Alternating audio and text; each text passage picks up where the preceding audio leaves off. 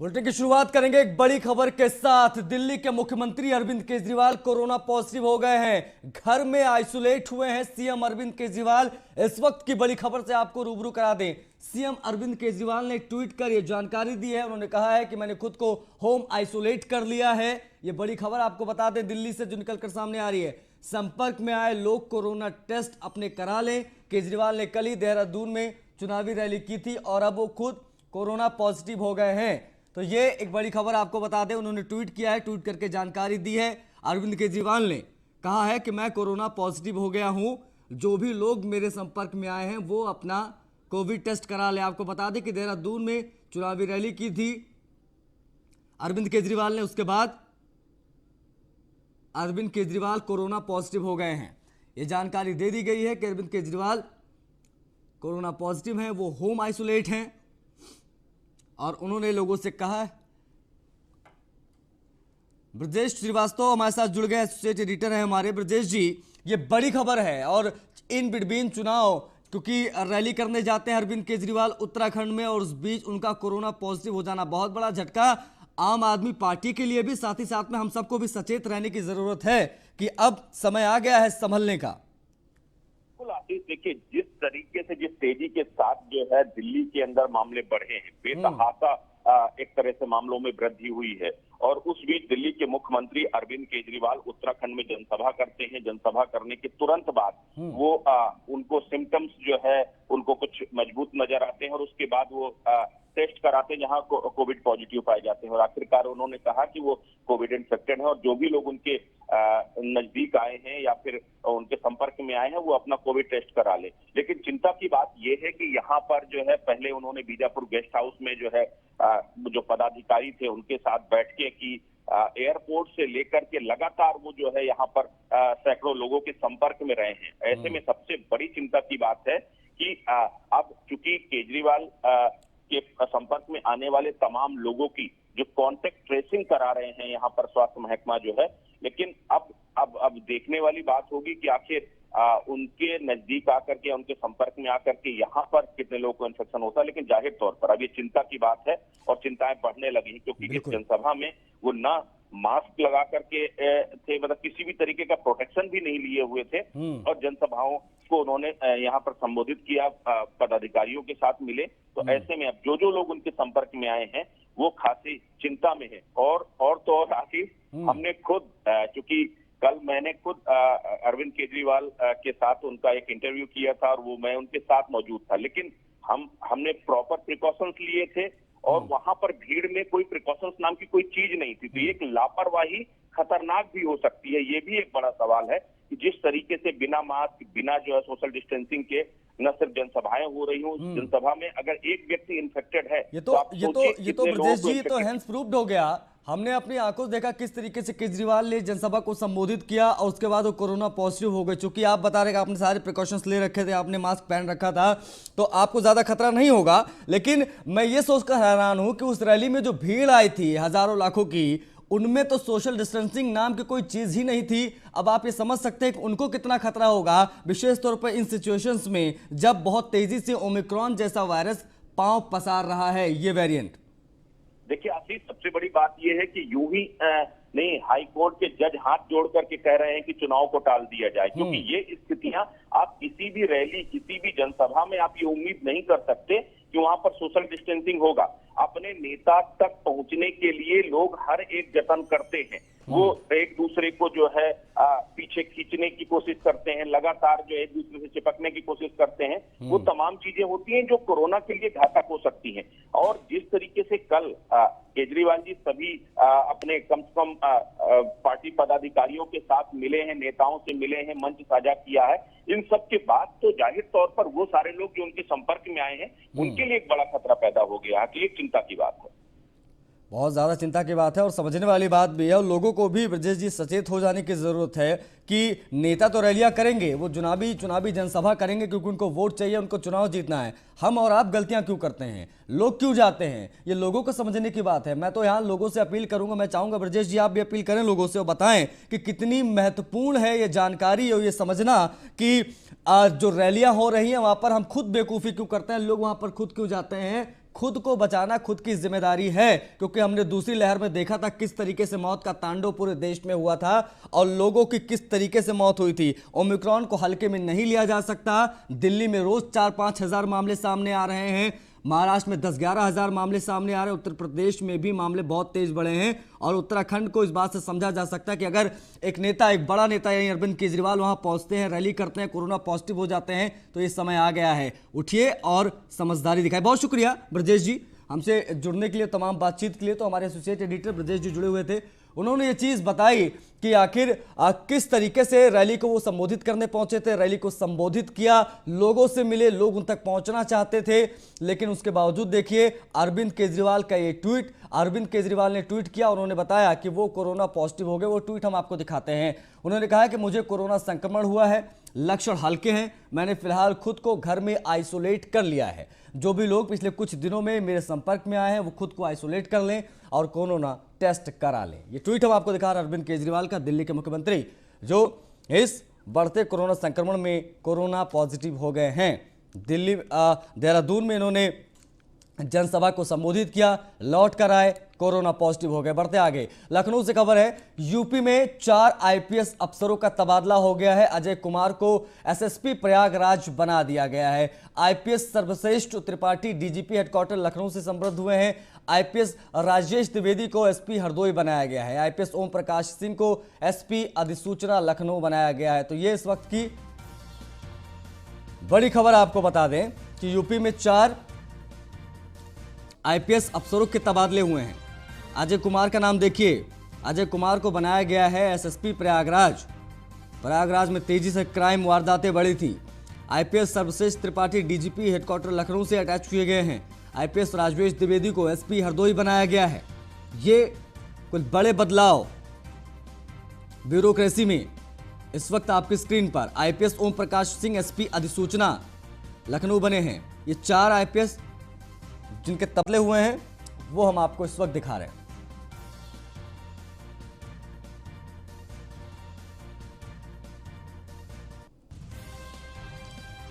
अश्विनी द्विवेदी ज्यादा जानकारी के साथ जुड़ गए, उनसे बातचीत करते हैं। अश्विनी, ये 4 आईपीएस अफसरों के तबादले, सबसे अहम प्रयागराज वाला तबादला, क्या जानकारी है? बिल्कुल, आपको बता दें प्रयागराज जो डीआईजी सरस्वती त्रिपाठी थे वो बतौर एसएसपी वहां पर तैनात थे, वरिष्ठ आईपीएस अफसर थे। निश्चित तौर पर पिछले अगर 4 महीनों की बात करें, तमाम ऐसे वाकये प्रयागराज में हुए जिसको लेकर के लगातार वहां के तमाम जो नेतागण हैं, वहां के स्थायी लोग हैं, वो मांग उठा रहे थे कि एसएसपी की नाकामी के चलते, कहीं ना कहीं उनकी कमियों के चलते इस तरह की वारदातें हुई। निश्चित तौर पर उसके बाद चुनावी माहौल भी है और कुछ दिन में आचार संहिता लगने वाली है। चुनाव आयोग भी अपनी समीक्षा करके गया है लखनऊ यूपी से और उसके बाद ये तबादलों की लिस्ट जारी हुई। निश्चित तौर पर हरदोई के जो एसपी हैं, एसएसपी हैं, उनको प्रयागराज का एसएसपी बनाया गया। वहीं प्रयागराज एसएसपी सर्वश्रेष्ठ त्रिपाठी को पुलिस हेडक्वार्टर से संबद्ध किया गया। निश्चित तौर पर ऐसे आसार लगाए जा रहे थे कि तमाम उत्तर प्रदेश के अंदर जो जिले हैं, बड़े जिले हैं, उनके तमाम आला अधिकारियों के तबादले देखने को मिल सकते हैं, क्योंकि चुनाव आयोग आया था, समीक्षा उसने की थी, साथ ही साथ गृह विभाग के जो आला अधिकारियों के साथ बैठक भी की। निश्चित तौर पर उसके बाद पूरे कयास थे कि कई जिलों में इस तरह के तबादले देखने को मिल सकते हैं। साथ ही साथ जो एसपी अधिसूचना रहे राजेश द्विवेदी, उनको एसपी हरदोई बनाया गया है। वहीं लखनऊ कमिश्नरेट में रहे ओम प्रकाश सिंह को एसपी अधिसूचना बनाया गया। जी बहुत शुक्रिया अश्विनी, हमसे जुड़ने के लिए, तमाम बातचीत के लिए। हमारे सहयोगी अश्विनी जो बता रहे थे क्यों आखिरी तबादले हुए, चुनाव नजदीक है और भी तबादले अभी हो सकते हैं, ये खबरें कुछ दिन में और सामने आएंगी। पम्मी जैन को लेकर कन्नौज पहुंच गई है आयकर की टीम। इस वक्त की बड़ी खबर आपको बता दें, सोमवार को पूरे दिन कानपुर के ठिकानों पर रेड मारी गई। पम्मी जैन को कानपुर लेकर गई थी आईटी की टीम, हिरासत में उन्हें लिया गया था। पम्मी जैन के भाई और बहनों के घर भी दोबारा रेड पड़ी है। कई बैग, संदिग्ध दस्तावेज और ज्वेलरी बरामद हुई है। तो ये इस वक्त की बड़ी खबर आपको बता दें। सियासी गलियारों में चर्चा का विषय बनी हुई ये रेड। पम्मी जैन के यहां पर छापा पड़ा कन्नौज में, उसके बाद करीबन 35-40 घंटे तक वहां पर छानबीन होती गई, दस्तावेज खंगाले गए। उसके बाद शक संदेह होने पर पम्मी जैन को हिरासत में लिया गया, कानपुर लेके गए। वहां पर उनके दफ्तरों पर छापेमारी की गई, उनके भाई के यहाँ पर, बहनोई के यहाँ पर, रिश्तेदारों के यहाँ पर छापे पड़े। और अब की यह खबर, कानपुर से वापस कन्नौज लेकर पहुंची है टीम और वहां पर एक बार फिर से बताया जा रहा है कुछ संदिग्ध चीजें मिली हैं, जैसे एक बैग, कुछ दस्तावेज, ये चीजें बरामद हुई हैं कन्नौज से। इस वक्त की बेहद बड़ी और अहम खबर आपको बता दें, पम्मी जैन को लेकर कन्नौज पहुंची है टीम सोमवार को पूरे दिन कानपुर में छापेमारी चली।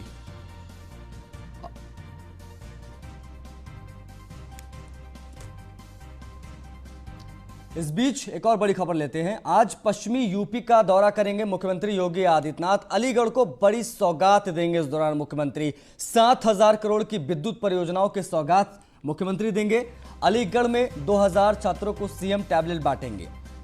कामिसपुर में एक जनसभा को भी सीएम संबोधित करेंगे। तो आज अलीगढ़ का जो कार्यक्रम है मुख्यमंत्री योगी आदित्यनाथ का, वो इस वक्त हम आपको बता रहे हैं। 7,000 करोड़ की विद्युत परियोजनाओं की सौगात देने का ये पूरा कार्यक्रम है। अलीगढ़ में 2,000 छात्रों को सीएम टैबलेट भी बांटेंगे, चूंकि टैबलेट योगी सरकार की तरफ से छात्रों को दिया जा रहा है। इस बीच 2,000 ऐसे छात्र चिन्हित किए गए हैं अलीगढ़ में जिन्हें टैबलेट बांटे जाएंगे। आज पश्चिम यूपी को सीएम सौगात देने पहुंचेंगे।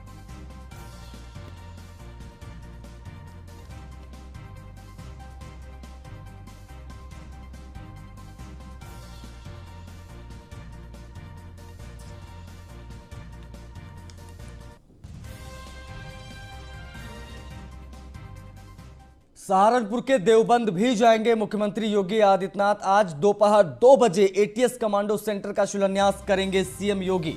देवबंद में सीएम जनसभा को संबोधित करेंगे। तो इस वक्त की एक और बड़ी और अहम खबर आपको बता दें कि अलीगढ़ के बाद सहारनपुर पहुंचेंगे देवबंद, जहां पर सीएम जनसभा को संबोधित करेंगे। एटीएस कमांड सेंटर का भी लोकार्पण करेंगे। सहारनपुर के देवबंद जा रहे हैं। एटीएस कमांडो सेंटर का शिलान्यास का कार्यक्रम है और योगी आदित्यनाथ पहुंचेंगे सहारनपुर। देवबंद से जनसभा को भी संबोधित करने का एक कार्यक्रम दोपहर 2 बजे आपको बता दें इस समय होगा, जब मुख्यमंत्री योगी आदित्यनाथ पहुंचेंगे सहारनपुर के देवबंद, जहां पर सीएम योगी आदित्यनाथ जनसभा को संबोधित करेंगे। एटीएस कमांडो सेंटर का शिलान्यास करेंगे। एक जनसभा को भी संबोधित करने का सहारनपुर में कार्यक्रम है।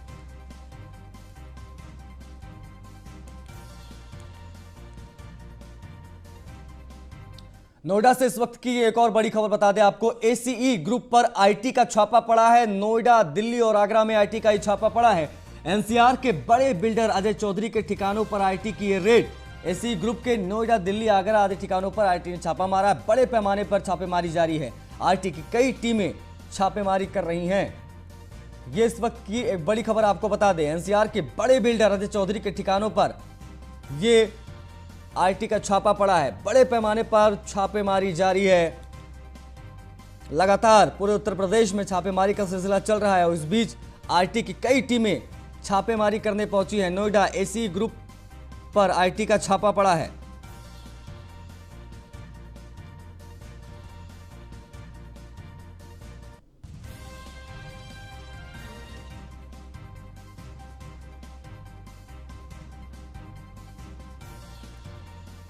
बता दें कि एक बड़ी रियल एस्टेट कंपनी और ये बड़ा छापा। बिल्डर्स भी आईटी के निशाने पर। निशांत शर्मा हमारे ब्यूरो चीफ जुड़ गए हैं फोन लाइन पर। और निशांत, लगातार छापेमारी, पहले उत्तर प्रदेश में इत्र कारोबारियों पर छापा, अब बिल्डर्स पर छापा। इस छापे से संबंधित क्या जानकारी है? देखिए, कहीं ना कहीं आईटी की जो रेड पर बड़े कारोबारी हैं, बड़े नेता हैं, लीडर हैं, अधिकारी हैं, वो कहीं ना कहीं रडार पर हैं। लगातार छापेमारी की जा रही है। वहीं एसी ग्रुप के ठिकानों पर ये छापेमारी की जा रही है। जो अजय चौधरी है, इसके जो मालिक हैं, उनके ठिकानों पर छापेमारी की जा रही है।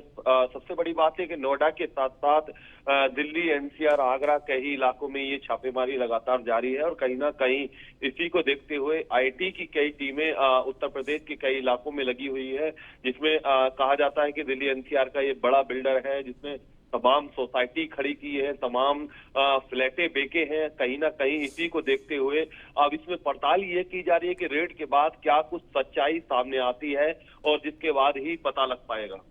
बड़ी चीज ये है निशांत की ये बहुत रिनोन है। एसी ग्रुप बहुत रिनोन बिल्डर्स माने जाते हैं पूरे नोएडा एनसीआर के और बेस्ट इनको कहा जाता है। लेकिन इस बीच में ये जो छापेमारी इनके यहाँ हो रही है, क्या क्या जानकारी है, क्या इनपुट निकलकर सामने आया, किस वजह से छापा पड़ा है, ये समझना बेहद जरूरी हो जाता है, क्योंकि कोई ना कोई इनपुट मिलता है आयकर विभाग की टीम को, तभी छापा मारने वो जाते हैं, क्योंकि सियासत भी हर एक मामले पे बहुत तेजी से हो रही है। ऐसे में क्या इनपुट निकलकर सामने आया जिसकी वजह से छापा मारा गया है? देखिए, एसी ग्रुप जो है एनसीआर का एक बिल्डर एक गुड लिस्ट में आता है, जो कि अच्छा बिल्डर कहा जाता है। लगातार जो बायर्स को जो फ्लैट देता है और जो दावे करता है वो करता भी है। तो कहीं ना कहीं उसी के देखने के बाद अब जो आईटी विभाग को क्या सूचना मिली है, जिसके बाद आईटी विभाग छापेमारी करने के लिए निकला है। कई टीमें लगी गई हैं, लेकिन अब छापेमारी जो टीमें जो है खंगालने में जुटी है, कागजात खंगाले जा रहे हैं, देखा जा रहा है। इनके दफ्तरों पर रेड डाली गई है, इनके घर पर, आवास पर रेड डाली गई है। जो अजय चौधरी है, आईटी का जो मेन दफ्तर है उस पर रेड डाली गई है। नोएडा समेत दिल्ली, एनसीआर, आगरा, इन इलाकों में रेड डाली गई है। लेकिन उसके बाद क्या सामने आता है, ये सबसे बड़ी बात है। और क्या ये सूचना आईटी विभाग को मिली थी, जिसके बाद इसमें रेड डालने के लिए निकली है टीम? नजर बना के रखिए निशांत, हम आगे आपसे संपर्क करेंगे और समझेंगे कि आखिर एसी पर हुई छापेमारी से क्या हासिल हुआ, आईटी को क्या चीजें बरामद हुई हैं ठिकानों से। बढ़ते आगे, लखनऊ में प्रधानमंत्री की विशाल रैली होगी 9 जनवरी, ये तारीख देखिए, 9 जनवरी को राजधानी में ये विशाल रैली होनी है। रैली में 10 लाख से ज्यादा भीड़ जुटाने की तैयारी है। जेपी नड्डा के महामंथन में महारैली की ये तैयारी है।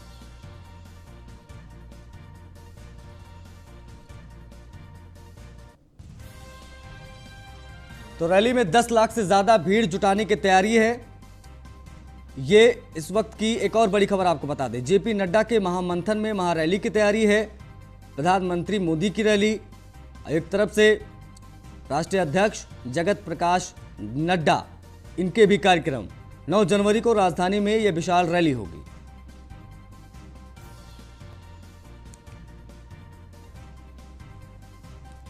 तो विधानसभा चुनाव को लेकर बीजेपी ने कमर कस ली है। आज से बीजेपी का घर घर टीकाकरण की तैयारी शुरू हो गई है। केंद्र और राज्य सरकार के लाभार्थियों का टीकाकरण करेंगे। बीजेपी के नेता सभी के घर पहुंचेंगे। कुमकुम, चंदन और रोली से टीका लगाया जाएगा। पार्टी के पक्ष में माहौल बनाने की अपील, उन लाभार्थियों के तस्वीरें खींची जाएंगी, उनकी सेल्फीज ली जाएंगी, उन सेल्फीज को सोशल मीडिया पर डालकर उन्हें प्रमोट किया जाएगा। ये मिशन है बीजेपी का कि कैसे वो लाभार्थी जिन्होंने केंद्र सरकार की, योगी सरकार की योजनाओं से जिन्हें लाभ मिला है, जिन्हें पीएम आवास योजना मिली हो या जिन्हें कोई भी लाभ मिला हो, उनके घर पर बीजेपी के पदाधिकारी, बड़े नेता, मंत्री, स्थानीय नेता पहुंचेंगे और जिनको ये लाभ मिला है उनके घर जाएंगे, उनको कुमकुम लगाएंगे, चंदन लगाएंगे, उनके साथ सेल्फीज लेंगे, उनका सम्मान करेंगे। इस तरह की चीजें अब देखने को मिलेंगी आने वाले दिनों में। तो आज बच्चों की वैक्सीनेशन का दूसरा दिन है, जो कि खबर बहुत ज्यादा अहम हो जाती है इस लिहाज से देखें तो। लखनऊ के निजी कॉलेजों में कैंप लगाया गया है। 15 से 18 साल के बच्चों को वैक्सीन की पहली डोज दी जा रही है। कल फर्स्ट डे था, कल भी बड़े पैमाने पर स्कूली बच्चों को और तमाम तरह के बच्चों को वैक्सीन लगाई गई। 15 से 18 ये उम्र है। प्रधानमंत्री के ऐलान के बाद 1 जनवरी से रजिस्ट्रेशन शुरू हुआ, 3 जनवरी से टीकाकरण शुरू हुआ और आज दूसरा दिन है जब बच्चों को वैक्सीनेशन बच्चों का होगा, उनको टीके लगेंगे और बड़े पैमाने पर बच्चों को टीका लगाया जाएगा।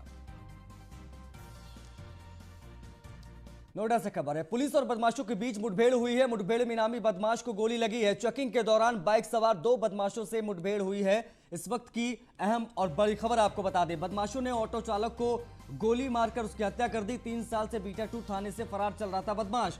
घायल बदमाश को नजदीक के हॉस्पिटल में भर्ती कराया गया है। दूसरे साथी को पकड़ने के लिए कॉम्बिंग जारी है। मौके से तमंचा, बाइक, कारतूस बरामद हुआ है। थाना एक्सप्रेसवे क्षेत्र का यह मामला है।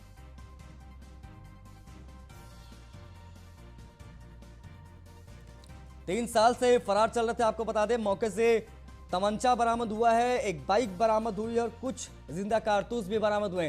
पुलिस और बदमाशों के बीच मुठभेड़ की यह खबर नोएडा से इस वक्त हम आपको बता दें। मुठभेड़ में एक इनामिया बदमाश को गोली लगी है, एक अंधेरे का फायदा उठाकर भागने में कामयाब रहा। बदमाशों ने ऑटो चालक की गोली मारकर हत्या की थी, फरार चल रहे थे और इस बीच फील्डिंग लगाई पुलिस ने और दबोच लिया एक बड़े अपराधी को। चल रही थी और वहाँ पे एक बाइक पे 2 व्यक्ति संदिग्ध दिखाई दिए थे। उनको रोक करके चेक करने का प्रयास किया गया। ये भागे और उसके बाद हमारी टीम ने पीछा किया। इन लोगों ने टीम पे अटैक किया और उसमें जवाबी कार्रवाई हुई, जिसमें से एक व्यक्ति वहाँ घायल हो गया था और दूसरा वहाँ से फरार हो गया। हम लोगों ने घायल व्यक्ति को तत्काल हॉस्पिटल भिजवाया और जो फरार था उसकी कॉम्बिंग शुरू हुई। जो घायल था उससे पूछताछ की गई। वो उसका अपना नाम विकास चौहान उर्फ काली बताया, जो हरदुआगंज अलीगढ़ का रहने वाला है और ये बीटा 2 थाना क्षेत्र नोएडा में एक घटना की थी, उसमें वांटेड चल रहा है और इसके ऊपर 10,000 रुपये का इनाम भी था। चेकिंग चल रही थी। लखनऊ से खबर है, पुलिस और बदमाशों के बीच नोएडा के बाद लखनऊ में भी मुठभेड़ हुई है। फेक करेंसी सप्लायर पकड़े गए हैं दोनों बदमाश। मौके से 40,000 के करीब नकली नकदी बरामद हुई है। नेपाल के रास्ते उत्तर प्रदेश में फेक करेंसी ये सप्लाई करते थे। गुडम्बा थाना क्षेत्र के स्कॉर्पियो क्लब के पास ये मुठभेड़ हुई है।